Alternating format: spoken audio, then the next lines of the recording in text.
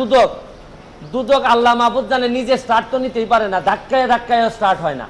দুদক কি এটা? আমি তো অনেকদিন ওয়েট করছি, এটা আমি তখন আমেরিকাতে যখন আমি রিপোর্টটা দেখছি, তো দুদক এটা বলবে না, ইনকোয়ারি করবে না? আরে ভাই একটা কাজ তো করো, এতগুলা বেতন নিতেছো, খালি এই যে কাজী আর ওই যে সাব রেজিস্ট্রারের মামলা করার জন্য দুদক আসে নাই তো। আর বড় জিনিস দেখলেই দুদক চুপসে যায়।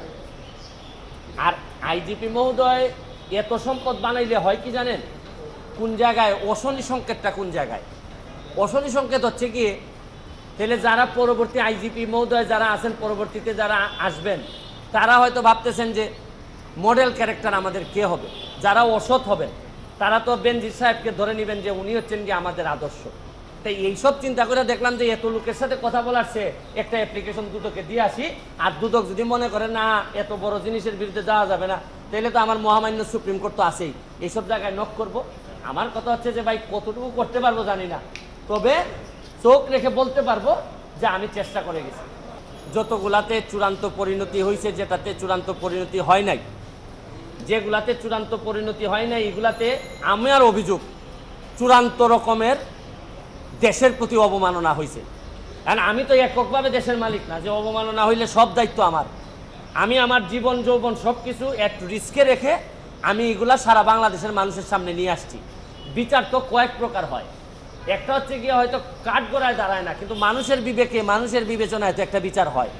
তো আপাতত না হয় এগুলা চলতে থাকুক, কেউ না কেউ এইসব জিনিস, এই শুনেন পতাকাটা তো কেউ না কেউ টেনে নিয়ে যায়, হয়তো পতাকার দাম কতটুকু থাকবে আমি জানি না, কিন্তু তাও তো ধরেন একটা মামলা, আপনি জানেন যে কিসের মামলাটা আমি সুরাহা করতে পারছি, হচ্ছে কি আপনার শেরাটনের মামলা, সালাম মুর্শিদির মামলা, তারপরে সালামের মামলা পারি না, এটা সুপ্রিম কোর্টে গিয়ে এটা আবার করে দিয়েছেন।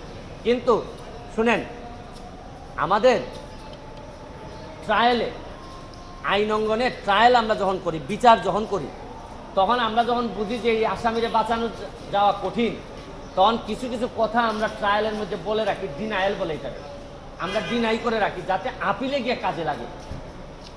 তা আমি যেগুলো করে যাচ্ছি এগুলো ডিনায়াল দিয়ে যাচ্ছি, হয়তো আমি এদেরকে ধরতে পারি নাই, ডিনায়াল দিয়ে যাচ্ছি। আমার একটা বিশ্বাস, আপিল মানে হচ্ছে কি নেক্সট জেনারেশন, কোনো না কোনো একদিন আসবে। আমি যদি 1 লাখ ভোটের ব্যবধানে এমপি হইতে পারি, যেটা আমি জীবনও চিন্তা করি নাই যে আমি এমপি হব, কারণ আমার নমিনেশন আমি জীবনও জানি যে আমি হয়তো পাবো না, কারণ এত লোক আমার বিরুদ্ধে, নিশ্চয়ই শেখ হাসিনা হয়তো এত লোকের বিরুদ্ধে রেখে হয়তো আমাকে দিবেন না, কিন্তু তাও তো প্রকৃতির খেলা দেখছেন যে 1 লাখ ভোটে আমি বিমান ভূপাতিত করে এমপি হয়েছি।